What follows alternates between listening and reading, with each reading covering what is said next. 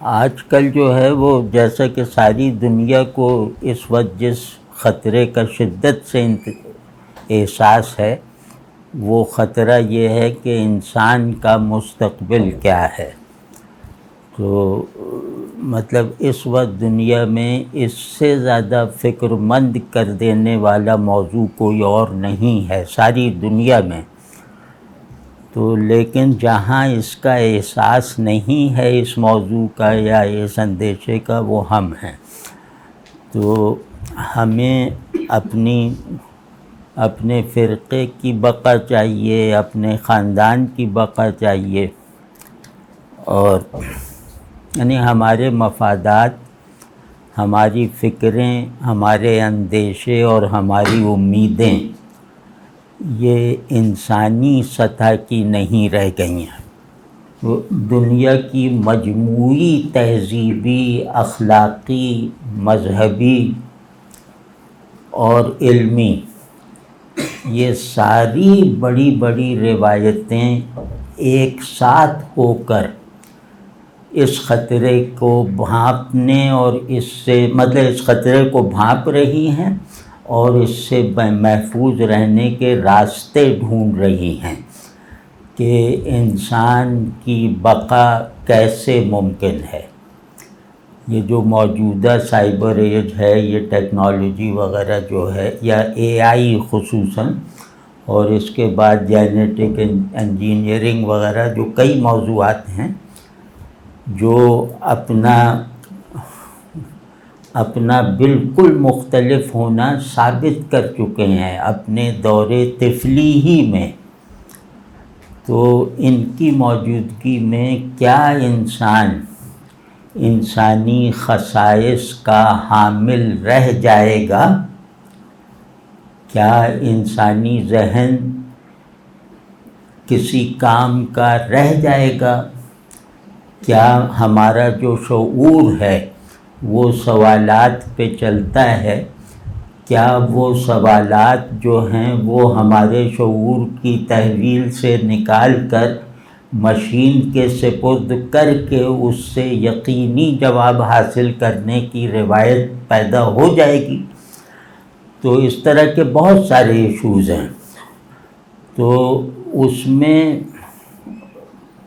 اکثریت کا مطلب وہ لوگ بھی جو اے آئی وغیرہ کے حامی ہیں اور اس میں جو افادیت چھپی ہوئی ہے، یا چھپی ہوئی نہیں بلکہ جو افادیت سر دست ظاہر ہو رہی ہے، ہمارے کاموں میں، علمی کاموں میں بھی جو آسانیاں اس وقت پہلی مرتبہ پیدا ہوئی ہیں، وہ سب دیکھتے ہوئے بھی، اس کی افادیت کا اقرار کرتے ہوئے بھی اس خطرے سے آزاد نہیں ہیں کہ آدمی ڈی ہیومنائز ہو جائے گا۔ مطلب اے آئی اگر اپنے منصوبے کے مطابق، اپنے روڈ میپ کے مطابق کامیاب ہو گئی، اور جس کا امکان ہے کہ یہ ہوگی، تو انسان جو ہے وہ اس کی غلامی میں چلا جائے گا، اور اس کے اندر سوچنے اور محسوس کرنے کا یہ والا نظام نہیں رہ جائے گا۔ تو اب میرا ذہن اور میرے احساسات اگر اپنے بنیادی جوہر سے خالی ہو جائیں، تو اس کا مطلب یہ ہے کہ میں کوئی اور اسپیشی بن گیا ہوں، انسان نہیں رہا۔ اب چاہے آپ اس کو ارتقاء کا نام دیں، چاہے تنزل کا نام دیں۔ تو جو ارتقاء کہہ رہے ہیں، سائبر کنڈیشنز میں ارتقاء ہو رہا ہے، پہلے نیچرل کنڈیشن میں ہوتا تھا۔ تو جو اسے ارتقاء کہہ رہے ہیں، وہ اسے کہہ رہے ہیں کہ ڈو سیپین پیدا ہوگا، یعنی کہ خدا جیسا آدمی۔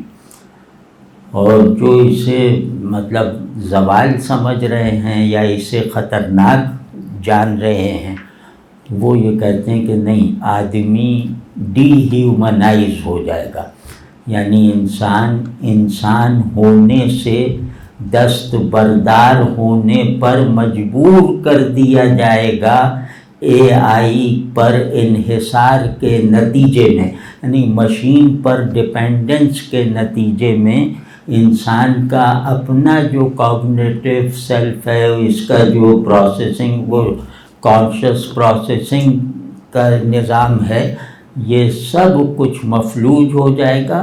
اور 2 نسلوں کے بعد انسان کی جب ڈیفینیشن کی جائے گی تو وہ یہ کہ اس کو، یہ وہ ہے جو دماغ کی ضرورت سے آزاد ہو گیا، یہ وہ ہے جو غلطیوں سے محفوظ ہو گیا، یہ وہ ہے جو اختلاف پیدا کرنے والے تصورات اور علوم سے جو ہے وہ فاصلہ پیدا کر چکا، اس سے نکل چکا ہے، اس روایت سے۔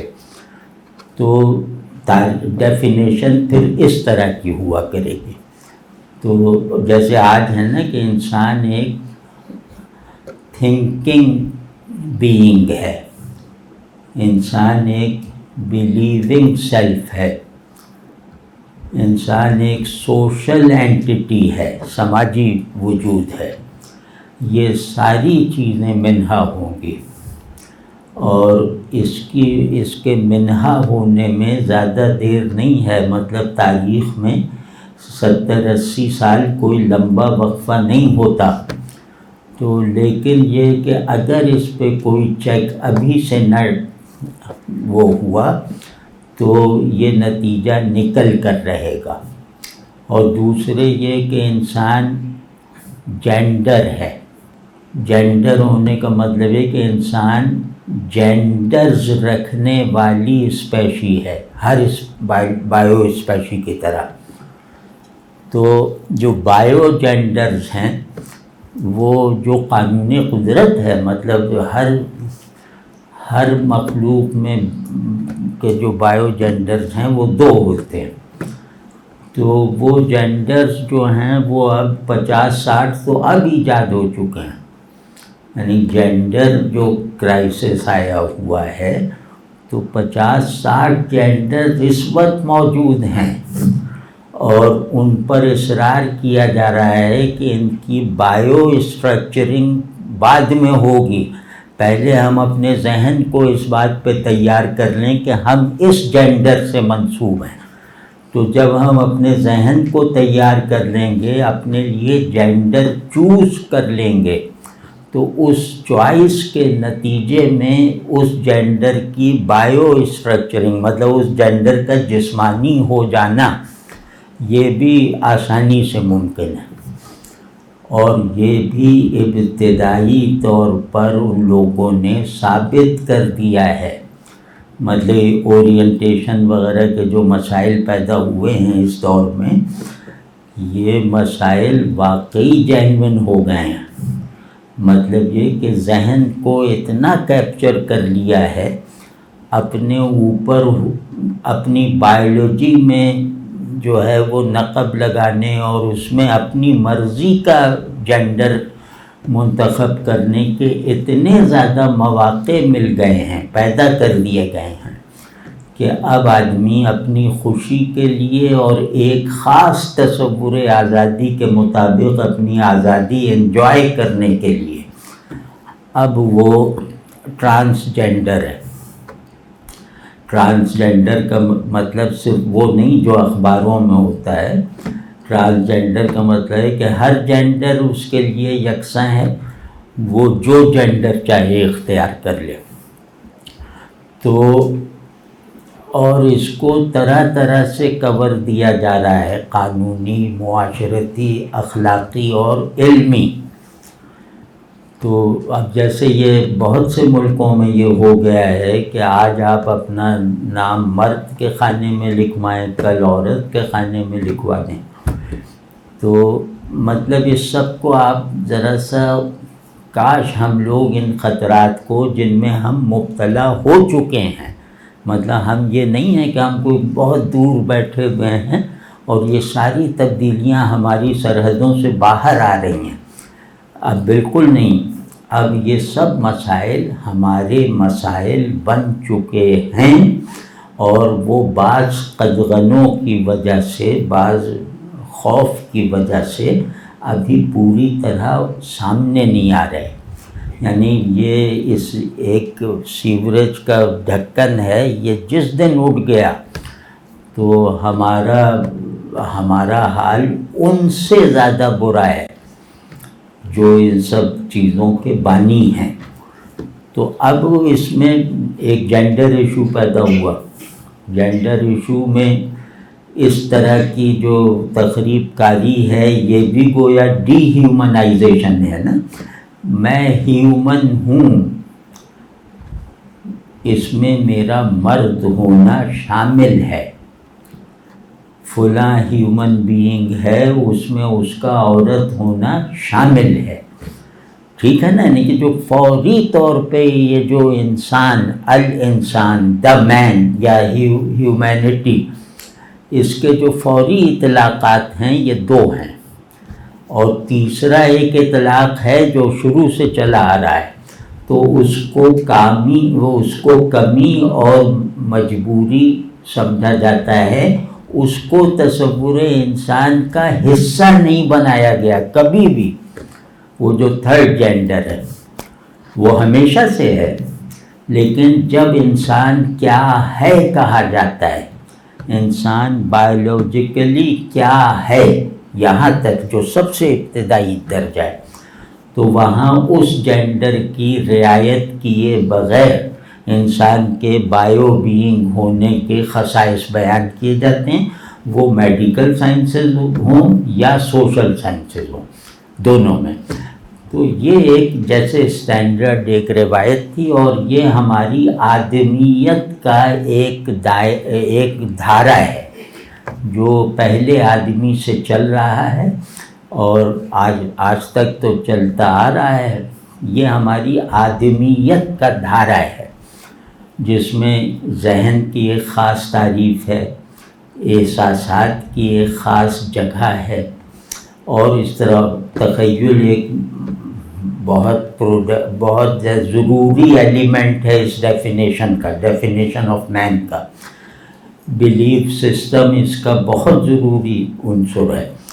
تو یہ سارے جو عناصر ہیں جو جسم سے لے کر ذہن تک کو جوڑے ہوئے ہیں، یعنی کہ جو سارے عناصر الگ سے دیکھے جائیں تو وہ دوسرے وجود سے لیے گئے ہیں، دوسری سطح وجود سے یا دوسری اسپیشیز سے. لیکن انسان میں آ کر یہ سب ایک دوسرے سے تضاد رکھنے والے عناصر ایک طبیعی وحدت، ایک ذہنی وحدت میں بدل گئے. تو اب اس میں جو ہے اگر ذرا برابر بھی وہ رکھنا آیا نا کہ نہیں، جب ہم کہتے ہیں انسان ذہن ہے تو کون ہے جو اس کا انکار کرے گا؟ پھر سوال اٹھتا ہے کہ ذہن کیا ہے جس کو ہم انسان کا معرف بنا رہے ہیں، یعنی کہ ڈیفائنر بنا رہے ہیں نا. ذہن کے بغیر آدمی کی ڈیفینیشن ممکن نہیں ہے. ذہن کیا ہے؟ اس کا جواب بھی کم و بیش ایک ہے سب انسانوں میں. اس میں جو تفصیلات میں پیچیدگی یا اختلاف ہے وہ علمی ضرورتوں سے ہے اور انسان کو کسی خاص زاویے سے دیکھنے کی ضرورت کے طور پر ہے. لیکن کلی تعریف ذہن کی واضح ہے کہ عقل ہے، علم کی صلاحیت، شعور، مطلب واضح ہے، بالکل واضح. تو اس کو اگر وہ ڈی ایکٹیویٹ کر دیا ذہن کو، اس ذہن کو انسان کا ڈیفائنر بننے سے جو ہے وہ روک دیا اور ذہن کے بغیر انسانی تعریف ممکن بنا دی گئی، تو آپ سوچیں کیا ہوگا. یہ نہیں میں کہہ رہا کہ ذہن جیسے یہ کوئی دماغ ہے اس کو نکال کے وہ لوگ باہر پھینک دیں گے، یہ نہیں. ہر شے اپنی ڈیفینیشن کی محتاج ہوتی ہے. ذہن کی ڈیفینیشن جو شروع سے آج تک ہے، اس ڈیفینیشن کو اگر رد کر کے ذہن کو کسی اور کلی تبدیلی کے ساتھ ڈیفائن کیا جائے گا تو یہ ذہن سے محروم ہونا ہے، کیونکہ ذہن جو ہے وہ فرض کیا کہ ذہن دیوار کی سختی محسوس کر سکتا ہے، فرض کیا تو وہ کہہ دیں گے کہ نہیں، ذہن اب تک محسوس کر سکتا تھا، اب یہ اس کے لیے دیوار نرم ہے، اور وہ دیوار کی نرمی کا ایلیوژن پیدا کر دیں گے کامیابی کے ساتھ۔ تو اب اس صورت میں وہ ذہن جو سخت دیوار کو سخت مانتا اور جانتا آیا ہے، ایکسپیرینس کرتا آیا ہے، تو وہ ذہن تو گویا فوت ہو گیا نا، یعنی آپ نے اس ذہن کو ہٹا کر یہ نیا ذہن جیسے تجریدی طور پر فٹ کر دیا ہے، ٹھیک ہے نہیں بات؟ تو انسانی ذہن کے سارے بنیادی یونیورسل خصائص یعنی پراپرٹیز یہ معطل ہو جائیں گی، ان کے حرکت میں آنے کا موقع نہیں رہے گا، ضرورت نہیں رہے گی، جواز نہیں رہے گا، بلکہ میری کوگنیٹو فیکلٹیز وغیرہ اگر میرے دبانے سے نہیں دب رہی تو یہ میرا علمی نقصان کر دیں گی۔ آپ واضح ہے ایک بات کہ اگر میں سوچنے کی عادت ترک کرنا چاہتے ہوئے بھی سوچنے یا شک کرنے کی جو عادت ہے ذہن کی، اس کو جو ہے وہ دبانا چاہتے ہوئے بھی پوری طرح سر دست نہیں دبا پا رہا، تو اس کو میں اپنی کمزوری سمجھوں گا، اس کو میں اپنے راستے میں آ جانے والی ایک رکاوٹ سمجھوں گا، اس کو میں اپنے مستقبل کے لیے خطرہ سمجھوں گا، اسے میں گویا ماضی پرستی جیسا جو الزام ہوتا ہے نا آج کل، وہ الزام اپنے آپ کو دیا کروں گا کہ میں اپنے متروکات کو اب تک جو ہے وہ ڈسٹ بن میں ڈالنے میں کامیاب نہیں ہوا، یعنی جن چیزوں کو میں نے ترک کر دیا ہے، سوچنے کو، تشکیک کو، کریٹو فیکلٹیز کو، کریٹیکل تھنکنگ کو، تو یہ سب جو ہیں یہ میری کمزوریاں ہیں، اور یہ مجھے جیسے وہی پرانا انسان بنائے رکھیں گی جس انسان سے چھٹکارا پانا اب اپنے ہی فائدے کے لیے ضروری ہے۔ ایک یہ بات ہو گئی، اور کیونکہ یہاں آپ لوگوں میں سے اکثر ان چیزوں کو مجھ سے زیادہ جانتے ہیں، تو ذرا سا اس پہلو سے بھی ان چیزوں کو دیکھیے۔ دوسرا یہ کہ یہ جو جینڈر کرائسس ہے، ہم کہہ رہے ہیں کرائسس ہے، وہ کہہ رہے ہیں کہ جینڈر ویرائٹی ہے اور نئے موڈس آف ہیومینٹی ہیں، ان ایکسپلورڈ فیکلٹیز آف ہیومینٹی ہیں یہ جینڈرز جو ہیں۔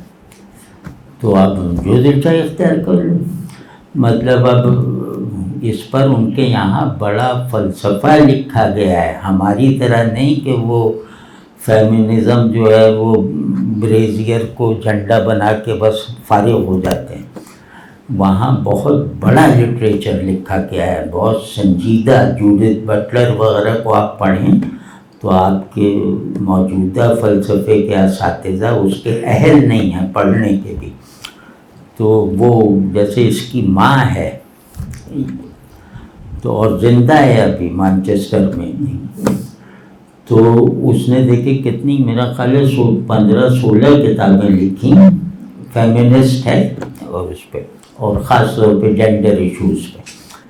اس میں جو خطرہ سب سے پہلے پیش آ سکتا ہے، یعنی جو خطرات کی ایک لائن ہے، اس میں کچھ خطرات ہیں جن کے بارے میں ہمارا خیال یہ ہے کہ یہ جلدی پیش آئیں گے یا یہ پہلے ظاہر ہوں گے۔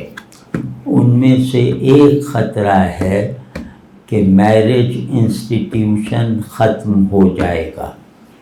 وہ تو خیر اے آئی کے بغیر بھی ہو رہا ہے، اس معنی میں نہیں جیسے وہ کیا ساتھ رہنے والا کلچر جیسے اب ہمارے یہاں بالکل ندیدے بچوں کی طرح اختیار کیا جا رہا ہے، اور ہم ایسے وجود بن گئے ہیں کہ ہم اس کو آزادی کی علامت بنا رہے ہیں کہ انسان آزاد ہے، وہ یہ فیصلہ کر سکتا ہے کہ کس کے ساتھ کب تک رہنا ہے۔ تو اس کو ہم بے وقوف لوگ، بے حس لوگ اس کو آزادی کا سلوگن بنا رہے ہیں کہ ہم مذہبی جبر سے آزاد اور فلاں جبر سے آزاد اور فلاں جبر سے آزاد، حالانکہ یہ بے وقوف ان سب جبر میں مبتلا ہی کبھی نہیں رہے جس سے یہ آزاد ہوئے ہیں۔ جس پنجرے سے، اس پنجرے میں انہوں نے کبھی قدم بھی نہیں رکھا ہے، وہ آزاد ہو۔ تو ایک بالکل ایبسرڈ آزادی، ایبسرڈ تصورات، بس صرف یہ کہ لذت ہمارا مقصود ہے، ایک بے لگام لذت جس کو فلسفے میں کہا جاتا ہے ہیڈونزم، وہ ہماری اجتماعی سائیکی کا سب سے بڑا محرک ہے۔ وہ ہمیں اپنی جان خطرے میں ڈلوانے پر آمادہ کر سکتا ہے۔ تو اب آپ سوچیں کہ اس وجود کی سطح کیا ہوگی جو لذت حاصل کرنے کے لیے جان دے سکتا ہے، لیکن عقیدے کو ڈیفینڈ کرنے کے لیے وہ ایک بلیڈ کا چرکا بھی اپنے اوپر نہیں لگوا سکتا، یا جو ہماری بڑی فکر ہے کوئی بھی نظریہ۔ تو اس میں ہم مبتلا ہیں اور ہم بس اس انتظار میں رہتے ہیں کہ کوئی نیا زاویہ لذت حاصل کرنے کا مل جائے۔ یہ لذت صرف بایولوجیکل نہیں ہے، یہ لذت جیسے یہ کہ تمہیں معلوم ہے کہ ٹمبکٹو کے شمال میں کون سا شہر ہے؟ اب بہرحال ہمیں کیا معلوم کون سا شہر ہے؟ انہوں نے کہا آؤ میں بتاتا ہوں، اس نے کہیں دیکھ لیا ہے یہ نیٹ ورک پہ، کہتا ہے وہ شہر ہے۔ تمہیں معلوم ہے کہ شہد کی مکھیوں کی کتنی قسمیں ہوتی ہیں؟ ظاہر ہمیں کیا معلوم، وہ کہے گا کہ 4314۔ اب یہ ایک لذت ہے اسے کہ اس نے جیسے کوئی بڑے مفتی صاحب کو لاجواب کر دیا، کسی بڑے ٹیچر کو لاجواب کر دیا، حتیٰ کہ بایولوجسٹ بھی کیا بتائے گا اس پہ؟ آپ پوچھیں چیونٹیوں کی کتنی قسمیں، کون بتائے گا؟ لیکن آپ اسے بتا کے ایک احساس برتری میں وہ ہوں گے۔ تو خیر ہمارے لیے ہر چیز کی ویلیو اس بات سے مشروط ہے کہ اس سے لذت کشید کی جا سکتی ہے یا نہیں۔ آپ دیکھیں نا کہ فیشن ہمارے ڈیزائنرز بھی ایجاد کرتے ہیں نا پہلے، کہ وہ شلوار قمیص میں کتنے فیشن ایجاد ہوئے ہیں، مردانہ عورتوں سب کے ہوئے ہیں۔ عبایا طرح طرح کے بن جاتے ہیں اور بہترین سب کچھ ہے، نہیں استعمال کریں گے۔ بھائی تمہیں ایک احساس جمال کے ساتھ اپنے آپ کو رکھنا ہے، تو وہ احساس جمال تمہاری روایت سے ہمیشہ تصادم کی حالت میں کیوں رہتا ہے؟ ہمیشہ انہوں کا وہ مردوں کو اتنا جتنا ٹخنے اوپر کرنے کے لیے تھا اس سے 10 گنا عورتوں نے اپنے اوپر واجب سمجھ لیا۔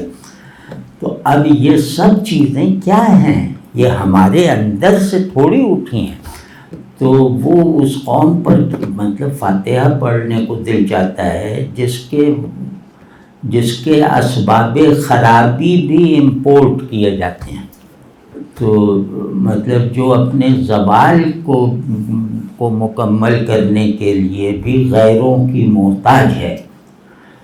تو خیر یہ ایک غیر علمی بات ہے، لیکن ویسے کہنے میں سچی معلوم ہوتی ہے۔ تو جو بڑا خطرہ بایو ہیومینٹی کو ہے وہ یہ ہے کہ اب مرد کو عورت کی، عورت کو مرد کی لازمی ضرورت نہیں رہ جائے گی۔ مطلب اب اے آئی کی جو قوت ایجاد ہے نا، کہ وہ 500 جینڈر اٹریکشنز کو جو ہے وہ 500 نہیں، فرض کیا 5 لاکھ وہ اس نے جمع کر کے 3 سیکنڈ میں پروسیس کیا، اور اس کے مطابق ہر خطے کی اس طرح کے لیبیڈو وغیرہ کے مطابق اس نے وہ بنا دیے وجود. تو عین ممکن ہے کہ اور وہ صاحب اولاد بھی ہوں گے. تو اب یہ سب وہ ہے جو وہ ہمیں بتا چکے ہیں کہ ہم یہ کرنے جا رہے ہیں. یہ ہم کوئی مفروضہ نہیں قائم کر رہے. آپ معلوم ہے کہ ایک خاص طرح کی انڈسٹری اچانک 2000 گنا بڑھ گئی ہے. یہ آپ کو اندازہ ہے؟ یعنی اچانک یہ جو کاروبار اچانک نہیں اٹھتا. اب تک جو ہے وہ صرف اسلحے کی انڈسٹری کو کہا جاتا تھا کہ اس میں اچانک رائز آ جاتا ہے.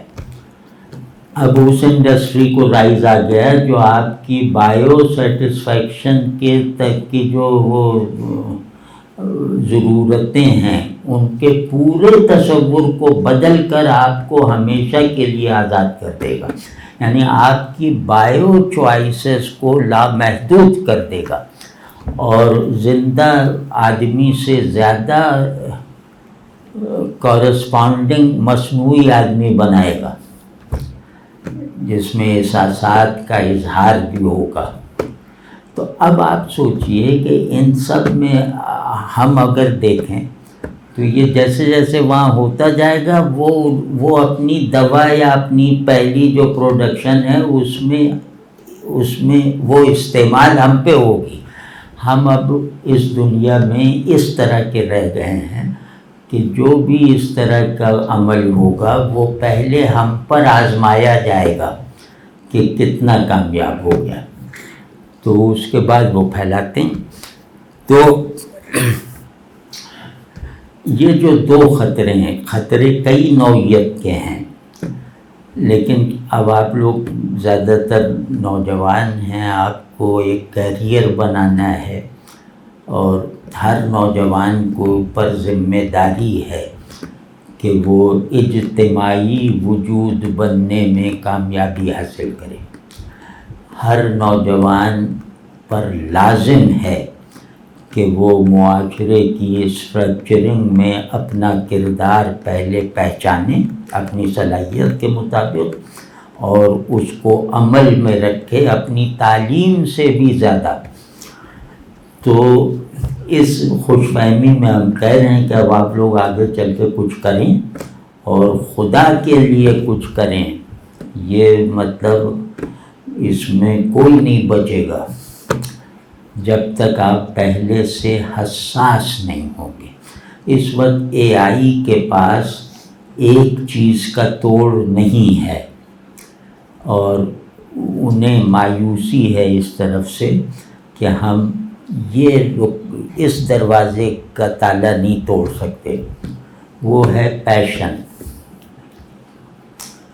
تو ایک پیشنیٹ آدمی وہ بچ جائے گا. ایک پیشنیٹ اجتماع یا سوسائٹی وہ اپنے آپ کو بچا لے گی اس سارے خطرے سے. تو بعض ہیومن وہ جارحانہ جذبے ہوتے ہیں، وہ ضروری ہیں ہمارے اندر ہونے، جیسے فرض کہ ہم غیرت کا نام دیتے ہیں. تو پیشن کی پہلی پروڈکشن غیرت ہوتی ہے، چاہے وہ پیشن غلط نظریے کے تحت ہو یا صحیح نظریے کے تحت. پیشن ایک ہیومن وہ اسٹیٹ آف بینگ ہے. اس کا جو پہلی جو پروڈکشن ہے وہ حمیت ہے، غیرت ہے. مثال طور پہ میں نے اللہ کو مان لیا اپنے پورے شعور کے ساتھ اور اللہ کے احکام کو بھی اللہ ہی کے احکام کی حیثیت سے مانا ہوا ہے. اب میں نے گویا اللہ سے یہ کہا ہے کہ یا اللہ میں تیرا فرما بردار رہوں گا، تجھے مانتا ہوں اور ساتھ ہی یہ عہد کرتا ہوں. اب میں احکام توڑ رہا ہوں تو یہ غیرت کے خلاف ہے. مطلب یہ کوئی اور خرابی بعد میں ہے، اصل میں یہ غیرت کے خلاف ہے. میرا جو پیشن کا وہ نظام ہے وہ اسے بے وفائی سے تعبیر کرتا ہے کہ بھئی اللہ کو اللہ کی طرح مانا، بندے بن کر مانا، اور اس سے پورا عہد و پیمان کر کے توڑ رہے ہو۔ اب یہ میری غیرت کے خلاف ہے نا۔ مجھے آپ ڈاکو بنا دیں، قاتل بنا دیں، اس میں غیرت نہیں بیدار ہوتی، بلکہ ہم لوگ تو خوش ہوتے ہیں کہ یار چلو قاتل بن گئے، لیکن یہ کہ وہ غیرت کا مسئلہ نہیں، اس میں تذلیل نہیں ہے، اس میں دوسرا آپ سے خوف کھاتا ہے۔ لیکن یہ کوئی کہہ دے کہ تم وفادار نہیں ہو تو یہ میری غیرت ہرٹ ہوگی۔ اگر میں یہ غلط الزام ہے تو میری غیرت ہرٹ ہوگی۔ تو یہ پیشن ہے نا۔ اب کوئی آپ کو مذہبی کتاب اور جتنا بھی علم آپ حاصل کر لیں، علم صحیح، وہ اس وقت تک معلق ہے جب تک وہ پیشنیٹ نہیں ہوا۔ اور واضح ہے نا، پیشن ایک ایسی چیز ہے جو نظریے کو شاداب رکھتی ہے، تر و تازہ رکھتی ہے، اور وہ اسے پانی فراہم کرتی رہتی ہے۔ تو یہ حص یا یہ جو ہماری جو ایک بلٹ انیٹ قوت ہے، یہ جس نے اس کی حفاظت پازیٹو پہلو سے کر لی، وہ انشاءاللہ ذہن کو بدلنے والی ہر سرگرمی میں خود کو محفوظ رکھ سکتا ہے۔ ذہن بدل سکتے ہیں، وہ نہیں بدلے گا۔ تو اس کو پیشن کے درجے پہ سمجھنا چاہیے، اور پیشن کا تعلق جوانی اور بڑھاپے سے بھی ہوتا ہے، کیونکہ پیشن سائیکک ہوتا ہے، اس میں جسمانی طاقت جس میں زیادہ ہے اس میں پیشن زیادہ ہوگا، مطلب ابتدائی اس میں کہہ رہا ہوں۔ تو آپ لوگوں کی عمریں ہیں کہ آپ کی تمام چیزوں کو پیشنیٹ ہونا چاہیے، یہ نہیں کرنا، اس میں لاجک چاہے آپ کو نہ آتی ہو، لیکن آپ کے اندر وہ ایک غیرت ہے جو کہتی ہے یہ نہیں کرنا، اور یہ کرنا ہی کرنا ہے۔ اس کی اب اس میں اصول تفسیر آپ کو نہیں آتے، آپ یہ حکم فرفر پڑھ کے نہیں سنا سکتے، وہ آپ نے سنا ہوا ہے ایک حکم، تو آپ اس کے سند نہیں دے سکتے، اس کی لاجک نہیں دے پا رہے، کوئی بات نہیں، یعنی آپ کا ذہن اس سے ابھی دور ہے، لیکن اس کے باوجود آپ اس کو ایک پیشنیٹ انداز میں کہتے ہیں کہ یہ تو کرنا ہی کرنا ہے۔ تو آپ کبھی دیکھیے کہ جو امتحان میں ڈال سکنے والے بڑے فیصلے ہوتے ہیں، امتحان میں ڈال سکنے والے، وہ لاجیکل نہیں ہوتے، وہ پیشن سے ہوتے ہیں۔ پھر پیشن لاجک بنانے والے منشیوں سے اپنے لیے منطق بنواتا ہے، یہ کرائے کے لوگ ہوتے ہیں جو منطق بناتے ہیں۔ تو سمجھ رہے ہیں نا، کیونکہ کامیاب تہذیبیں منطق بناتی ہیں، کیونکہ وہ اپنا پاور اسٹرکچر منطق ایک پاور اسٹرکچر ہے دلائل پر، علوم پر، تو خیر وہ ایک الگ بات ہے۔ تو اس وقت مطلب میری رائے میں ہماری سب کی ذمہ داری، اور میری تو خیر اتنی نہیں لیکن آپ لوگوں کی، آپ کا دوسرا کون ہے؟ ایک تعریف ہے، ایسے ہی تھوڑا سا فلسفے کا، یہ پادری برکلے سے نے کہا کہ موجود ہونے کے لیے کسی کی نظر میں ہونا ضروری ہے۔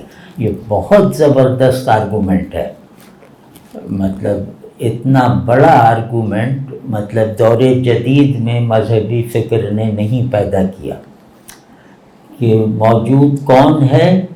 جو اپنا شاہد رکھتا ہو اپنے سے باہر۔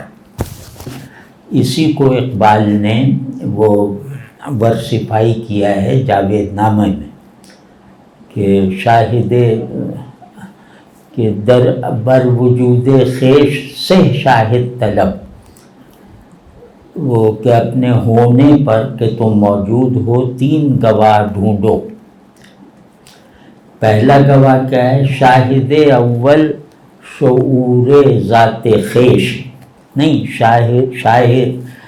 شاہد اول شعور خویشتن، پہلا شاید یہ کہ میں خود سے ڈیٹیچمنٹ پیدا کر کے اپنے لیے دوسرا بن سکنے کی قدرت رکھتا ہوں.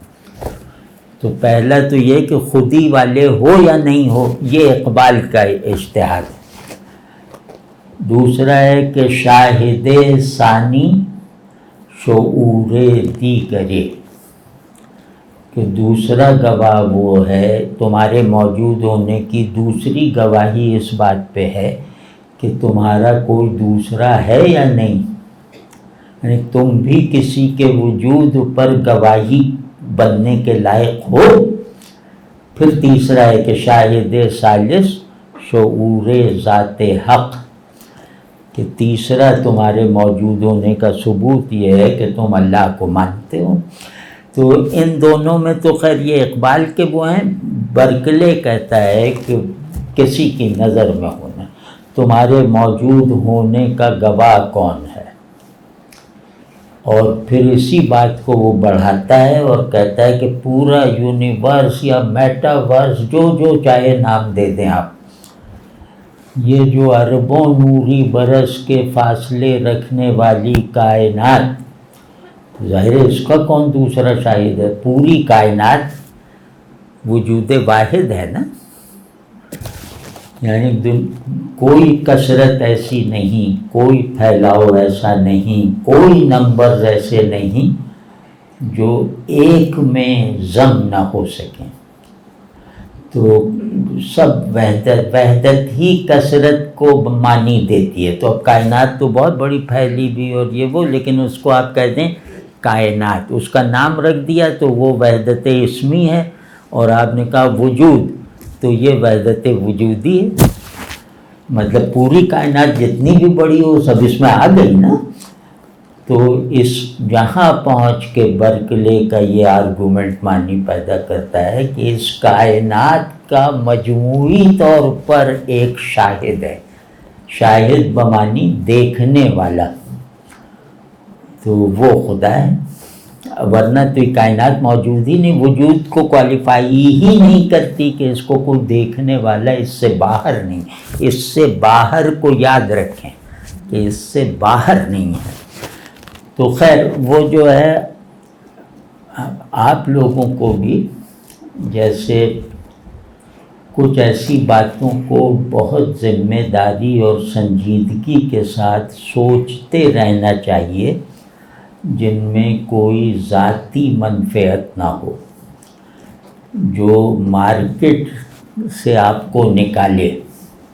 ہر چیز کی قیمت مقرر کرنے کا جو ایک رجحان پیدا ہو گیا ہے، اس سے نکلنے کے لیے آپ کچھ چیزیں ایسے سوچیں کہ اس میں فائدہ نقصان مٹیریل معنی میں نہیں ہے.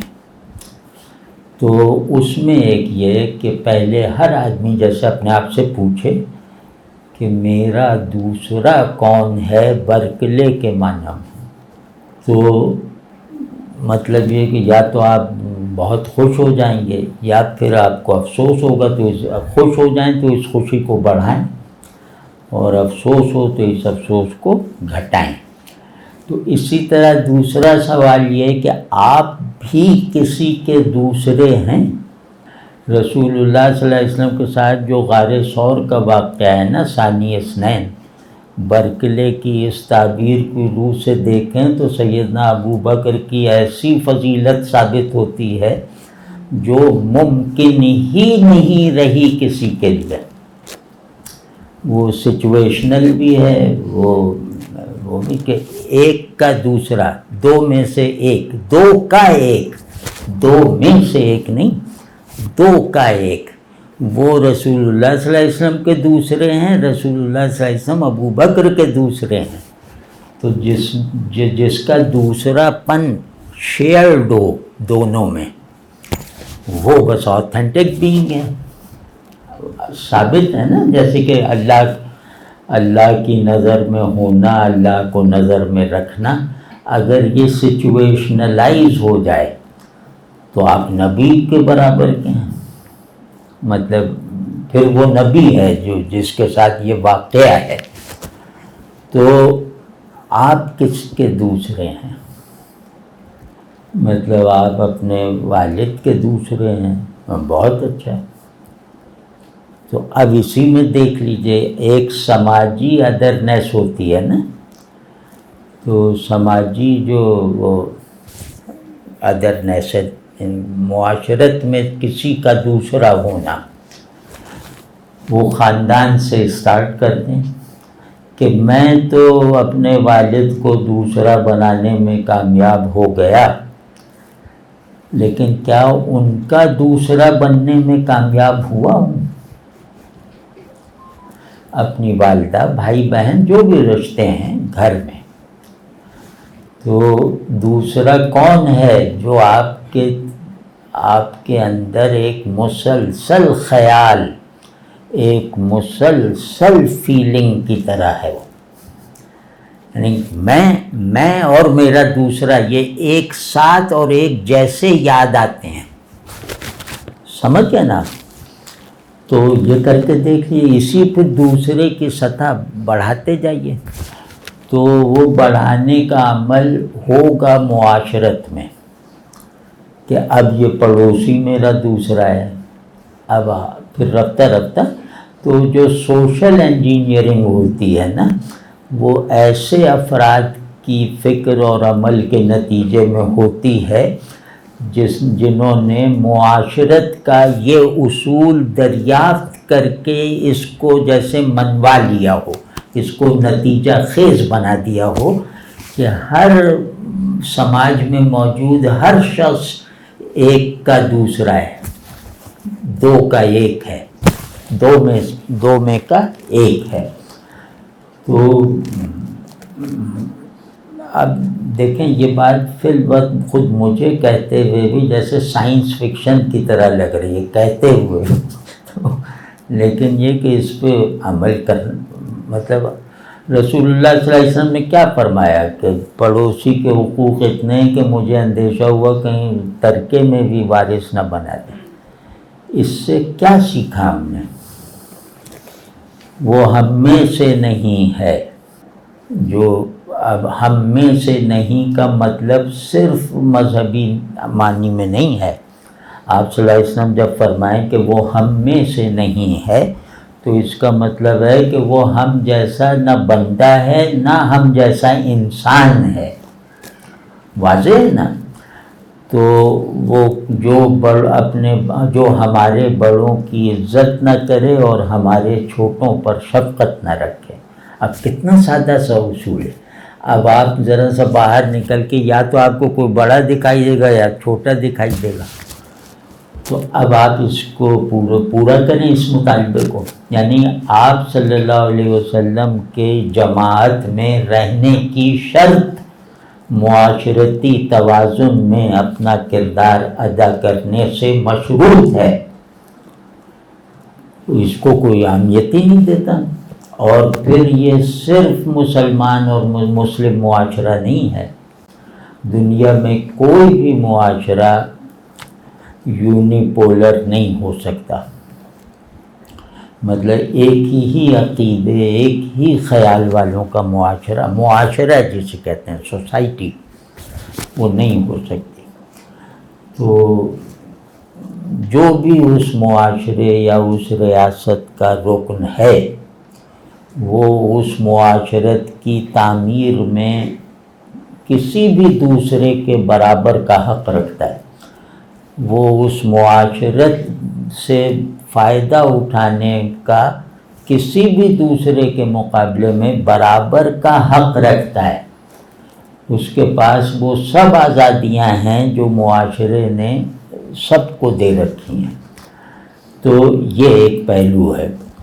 تو اب آپ اس پہ اگر عملاً لگ جائیں، پہلے تو اپنے آپ کو کلیئر کریں، کیونکہ اب میں خود اپنا دوسرا نہیں ہوں، اب تو جیسے لگتا ہے کہ سب چیزیں ایبسٹریکٹ ہو گئی ہیں، وہ صرف یہ جو میں دیکھ رہا ہوں مانیٹر پہ یا کیا ٹیلی فون پہ، بس یہ حقیقی ہے، میرا دیکھنا بھی کچھ نہیں ہے، بس یہ جو ہے یہ حقیقی ہے اور میں اسے دیکھ رہا ہوں، یہ دیکھنا بھی ایسے ہی ہے۔ آپ یہاں تک پہنچ چکے ہیں، اور اندر ایک خلا ہے، آدمی ڈرتا ہے اپنے اندر جھانکنے سے۔ اب آپ بتائیے کہ جو آپ کی اصل شخصیت کا گھر ہے، یعنی آپ کا باطن،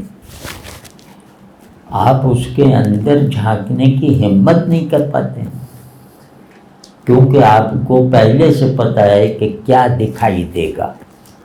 یہ ایک اور طرح کی ڈی ہیومنائزیشن ہے کہ مجھے اپنے باطن کے بارے میں پہلے سے پتہ ہو کہ وہ کیا دکھائی دے گا، یعنی اس میں کچھ ہے ہی نہیں، تو خلا کو آپ جتنی بار دیکھیں گے وہ خلا ہے، تو ہمیں پہلے سے پتہ ہے۔ تو یہ جو ہے، اب اس سے اگر بچنا ہے، اور بچنا ہے اگر اپنی آئندہ اپنے اوپر اور اپنی آئندہ نسلوں پر سے خیر خواہی کرنی ہے، تو اس سے بچنا ہے، آج ہی سے بچنے کی کوششیں کرنی ہیں۔ یہ جس کو میں کہہ رہا ہوں کہ ہر آدمی کا دوسرا ہونا چاہیے، ورنہ وہ موجود ہی نہیں ہے۔ آپ کے وجود کی آتھینٹسٹی پر کوئی شاہد ہونا چاہیے۔ اب یہ پوری بات ہے۔ وجود کی آتھینٹسٹی کسے کہتے ہیں؟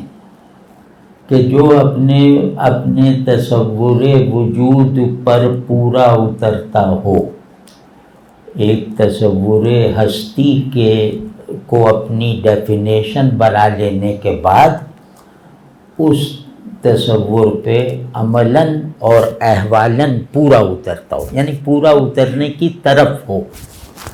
واضح ہے نا؟ تو آتھینٹک بینگ وہ ہوتا ہے جو اپنی بینگنیس کے کانٹیکسٹ کو بالکل مطلق انداز سے قبول کیے ہوئے ہے اور پھر اس کا مظہر بننے میں کامیاب ہے۔ جیسے ہمارے یہاں مطلب یار کمپیوٹر سائنس میں فلسفہ وغیرہ پڑھایا جاتا ہے نا، لاجک وغیرہ۔ جیسے ہمارے یہاں ہے کہ ہمارا کانٹیکسٹ آف سیلف وہ ہے بندگی، یعنی ہمیں اگر آپ کہیں کہ تم آدمی ہو، تو اس سوال پر میرے بارے میں آپ کی تحقیق پوری نہیں ہونی چاہیے۔ اب بہت آسان کر کے کہہ رہا ہوں کہ مجموعی سوال یہ کہ بھئی تم آدمی ہو، ہم آدمی ہیں، ٹھیک۔ ابھی وہ آتھینٹک نہیں ہے، ابھی وہ ایکسیڈنٹل بینگ ہے۔ اب اس سے جب اگلا سوال جو ہوگا نا، وہ آتھینٹک یا آتھینٹک نہ ہونے پر مہر لگائے گا۔ تو ہمارے یہاں جو دوسرا سوال ہے نا، آخری سوال جس میں ہم پورے کے پورے سمائے ہوئے ہیں، وہ ہے بندگی۔ ہمارے یہاں وجود کیا ہے کا مکمل جواب بندگی کیا ہے سے مشروط ہے۔ ہم اتنے ہی آتھینٹک ہیں جتنا ہم بندگی سے نسبت رکھنے میں کامیاب ہیں۔ اب آپ دیکھیے کہ برکلے کا قول یہاں لائیے کہ ہم اتنے ہی آتھینٹک ہیں جتنا ہمارا دوسرا بڑا ہے۔ جتنا آتھینٹک ہمارا دوسرا ہے، ہم اتنے ہی آتھینٹک ہیں۔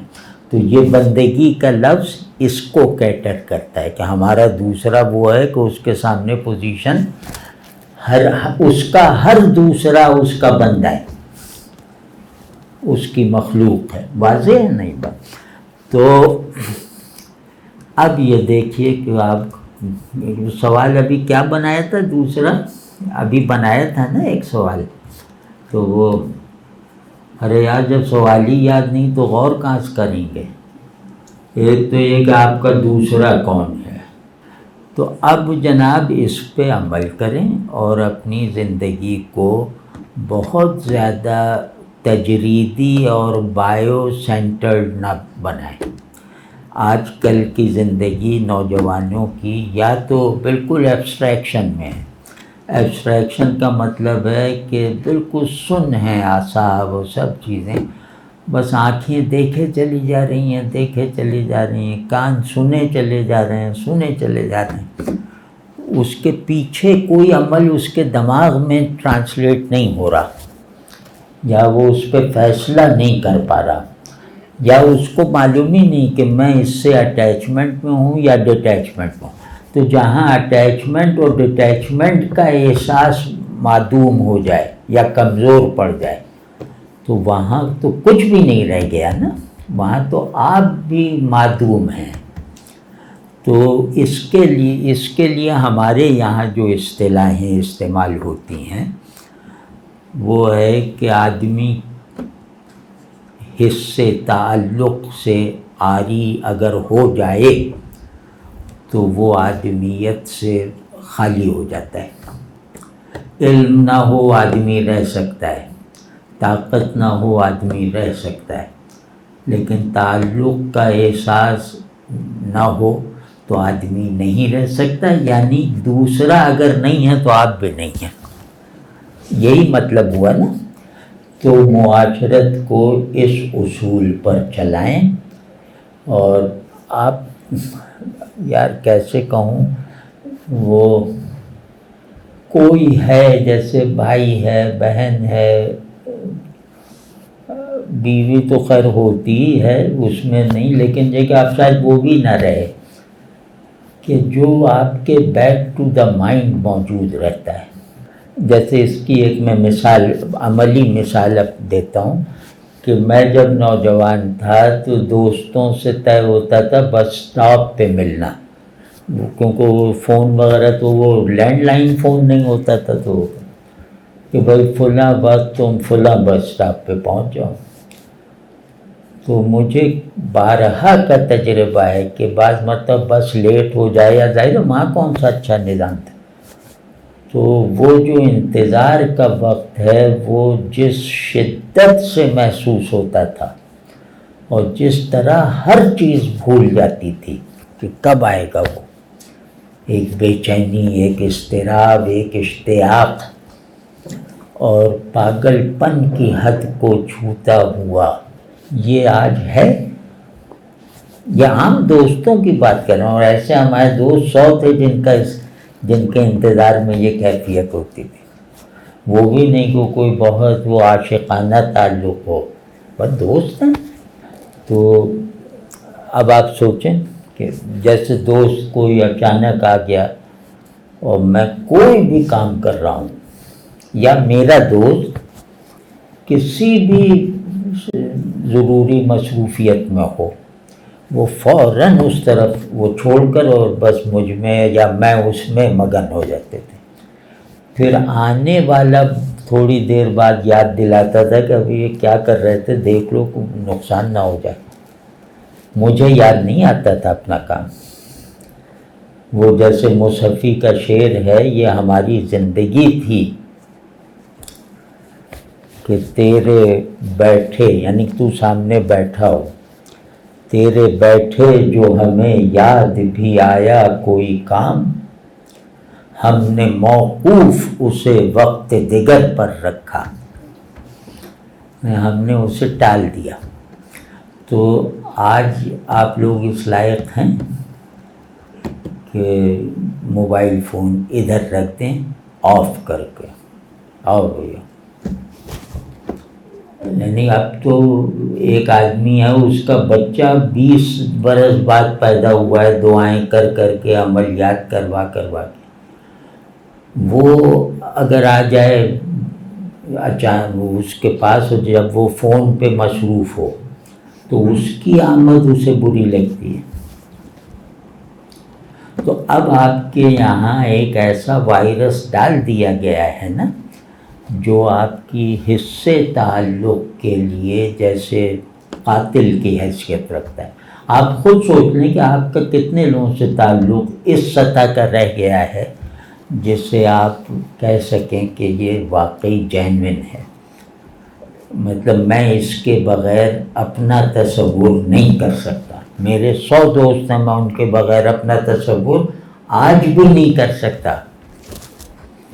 جب بھی اپنا خیال آئے گا تو وہ البم کی طرح آتا ہے، کبھی اپنی تصویر ذہن میں تنہا نہیں دیکھی۔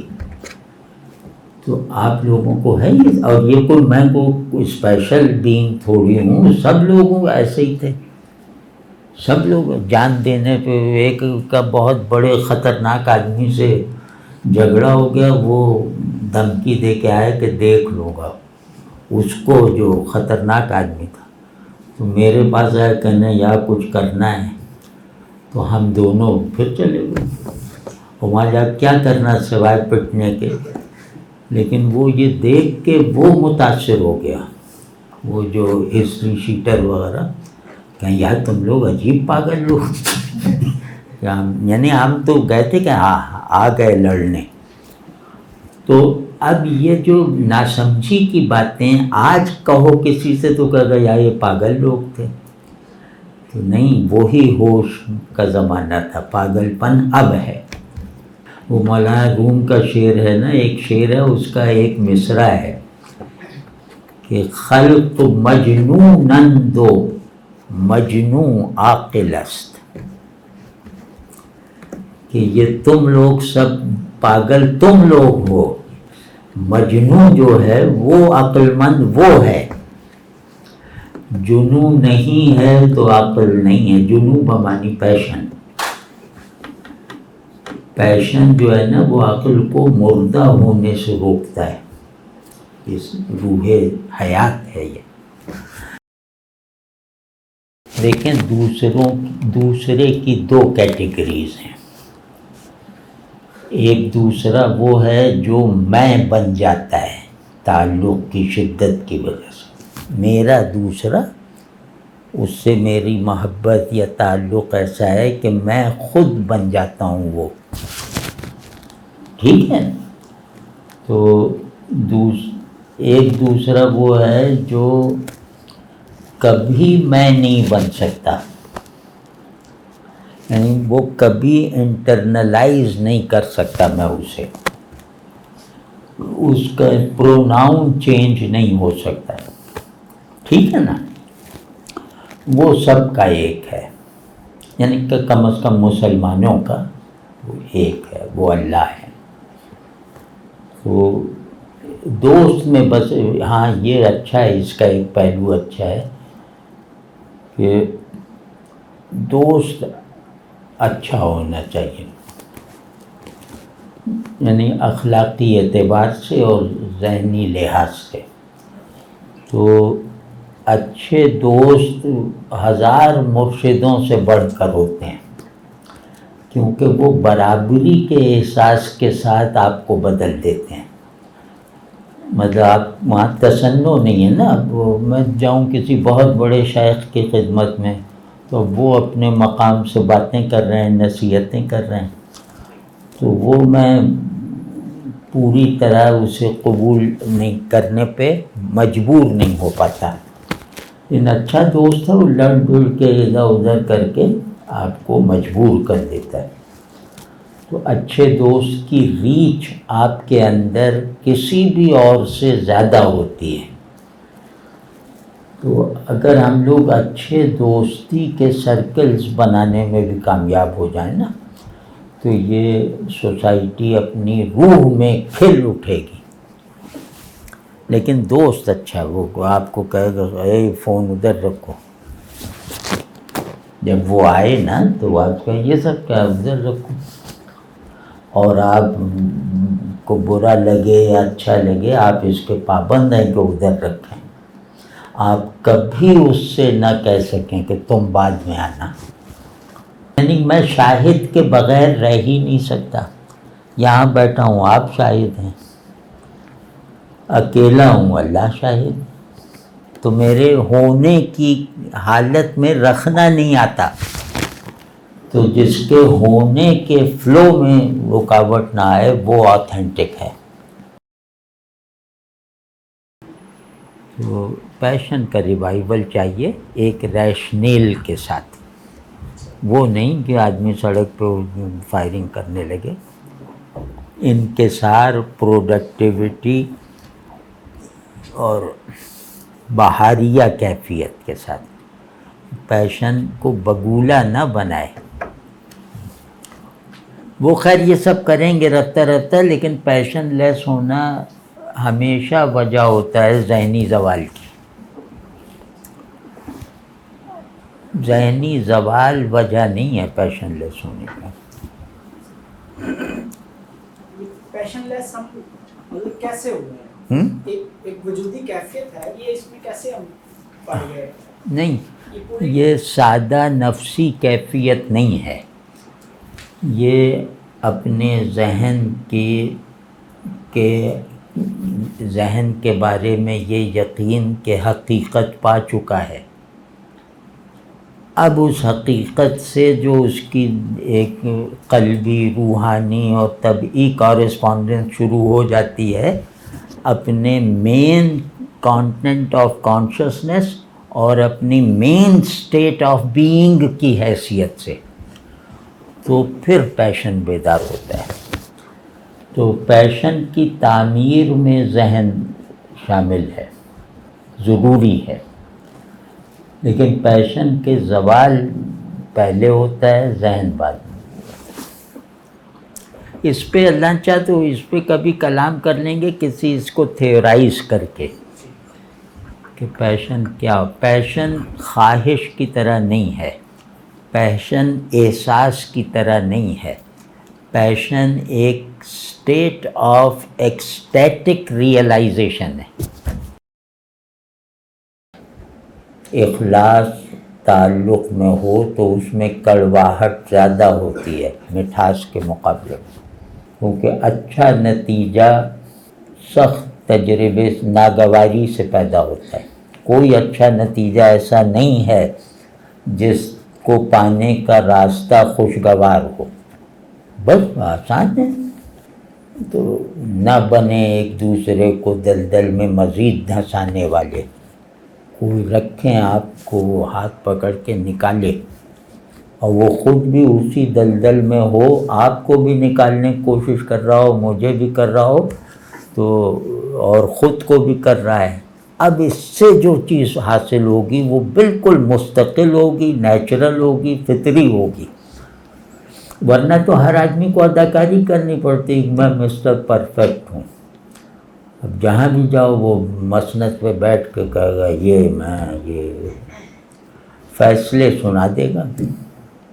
ہم امپرفیکشن کو اپنی بہت بڑی خوبی سمجھتے ہیں، امپرفیکشن کو اللہ کی رحمت سمجھتے ہیں اپنے حال پہ، اور اس کی حفاظت کرتے رہتے ہیں اپنے قول و عمل سے اور اپنے نظام تعلق میں.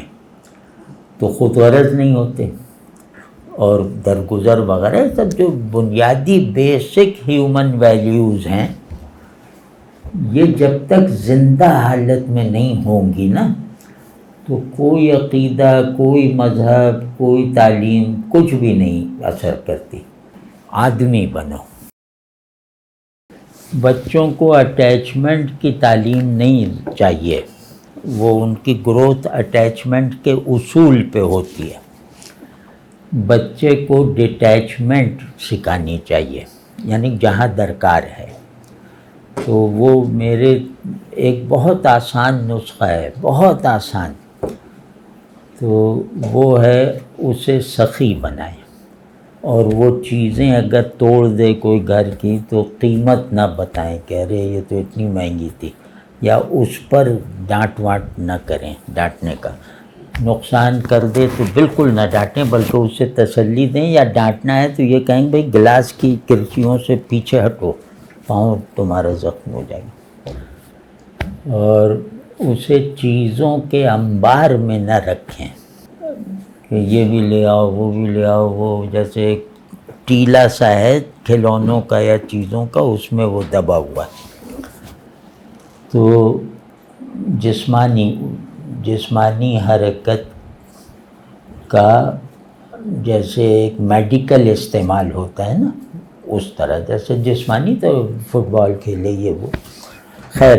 لیکن اصولی بات یہ ہے کہ اسے دینے میں خوش ہونا سکھا دیں، دنیا دینے میں خوش ہونا سکھا دیں، تو اللہ چاہے تو اس کے اندر شخصیت میں گراوٹ کبھی نہیں پیدا ہوگی. اور گراوٹ سب سے بنیادی مسئلہ ہے ہماری نفسیات میں وہ چنگیز خان جیسی سرکشی تھوڑی ہے. ہر کام ہمارا بالکل بونوں کی طرح ہے کہ ہم ڈاکو بھی ہیں تو وہ بھی اناڑی ہیں، چور بھی ہیں تو اس میں بھی پکڑے جاتے ہیں. ڈاکہ بھی بڑا مارنے کا کوئی خواب نہیں دیکھتے. تو گناہ ہو یا ثواب، دونوں تصورات بہت چھوٹے چھوٹے ذہنوں میں ہیں. تو اس کا سبب دنیا سے محبت ہے. تو آپ بس بچے کو کہیں کہ وہ تم اسکول جائے، اسے کچھ دیں، پوچھیں کہ بھئی گھر شیئر کی تھی فلاں چیز، وہ کیا ٹفن وغیرہ میں، اور دینا سکھائیں. اور پھر اپنے آپ کو دور کر لیں جب وہ کسی کو دے رہا ہو. پھر نگرانی رکھیں کہ اب یہ ہمارے کہے بغیر بھی دیتے ہیں دوسروں کو. صرف اتنا کر لیں، اللہ نے چاہا تو یہ بچہ گراوٹ سے محفوظ رہے گا. اور میں نے اپنی زندگی میں سخی آدمی کو اللہ کا دوست بنے بغیر دنیا سے جاتے نہیں دیکھا، وہ چاہے فی الحال نشے میں ہو.